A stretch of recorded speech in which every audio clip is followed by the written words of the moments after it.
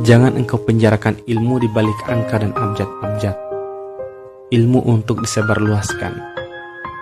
Ijazah bisa dibeli, nilai bisa dimanipulasi. Tapi ilmu diraih hanya dengan dipelajari. Bukan ditampung mengisi perpustakaan mini atau beberapa bait menarik dikutip demi melabeli argumentasi. Saya yakin seyakin-yakinnya, bukan predikat sebagai penulis yang mereka ingin raih dalam berkarya. Tapi ada kegelisahan yang harus dituntaskan. Gelisah bila berjuta karya hebat itu tak dibaca dan malah dibiarkan terkapar oleh semangat yang sedang sekarat. Mengapa begitu takut dengan membaca? Bukankah membaca jauh lebih enteng dibanding menulis? Dengan membaca engkau bisa menyerap dengan mudah apa yang orang tulis dengan susah. Mereka harus resah karena tulisan adalah luapan keresahan sebagaimana tulisan sederhana ini ditulis. Untuk membaca engkau tak perlukan itu.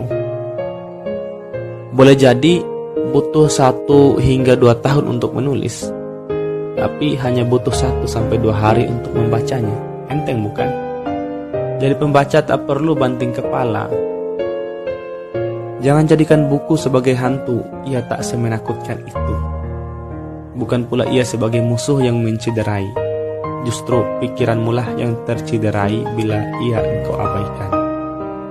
Buku memang tak dapat berbuat apa-apa untukmu, tapi selalu bermula dari buku engkau dapat bertindak rasional.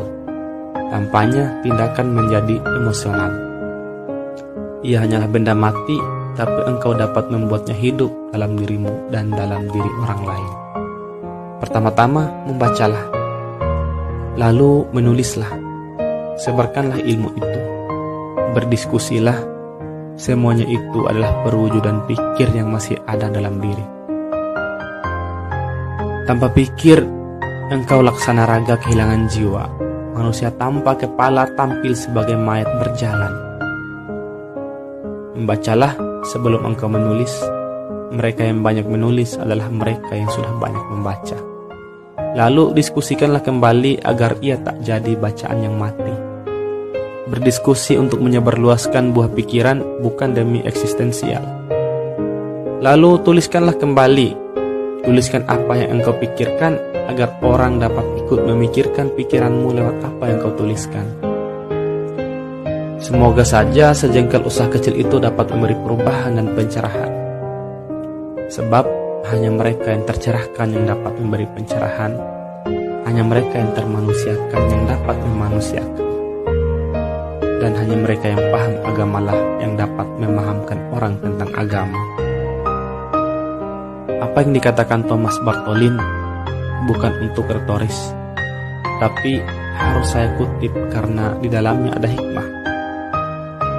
Tanpa buku, Tuhan pun diam, sains pun macet, sastra pun bisu, maka segalanya pun akan dirundung kegelapan.